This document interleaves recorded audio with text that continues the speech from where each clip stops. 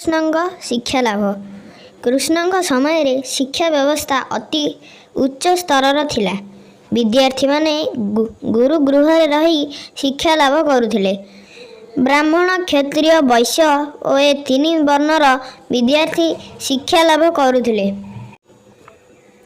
ପରୀକ୍ଷା ପ୍ରଣାଳୀ ଅତି କଠୋର ଥିଲା।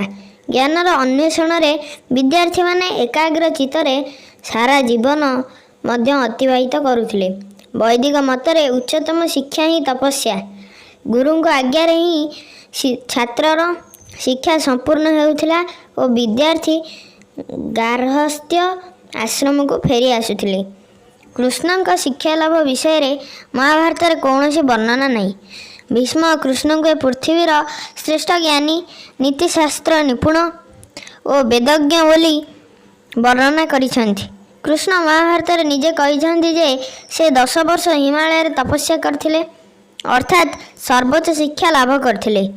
କୃଷ୍ଣଙ୍କ ଶିକ୍ଷା ଲାଭ ସମ୍ବନ୍ଧରେ ଭାଗବତରେ ବର୍ଣ୍ଣନା ଅଛି। କଂସବଧ ପରେ କୃଷ୍ଣ ଓ ବଳରାମ ନିଜ ପିତାମାତାଙ୍କ ନିକଟକୁ ଫେରି ଆସିଥିଲେ। ଏଠାରେ ଦୁଇ ପୁଅଙ୍କର ସଂସ୍କାର ହୋଇଥିଲା। ତତ୍ପରେ ଅବନ୍ତୀ ନଗର ବା ଯାହାକୁ ବର୍ତ୍ତମାନ ଆମେ କାଶୀ ନାମରେ ଜାଣିଛୁ, ସେଠାରେ ଥିବା ଜଣେ ମୁନିଙ୍କ ଆଶ୍ରମରେ ସେମାନେ ଶିକ୍ଷା ଲାଭ କରିବାକୁ ଯାଇଥିଲେ।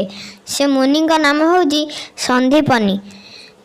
ଗୁରୁକୁଳରେ କୃଷ୍ଣ ବେଦ, ବେଦାଙ୍ଗ, ତର୍କ, ନ୍ୟାୟ, ମୀମାଂସା, ରଣନୀତି, ଧନୁର୍ବିଦ୍ୟା ସବୁ ଶାସ୍ତ୍ର 2 ମାସ 4 ଦିନରେ ଶିଖିଗଲେ।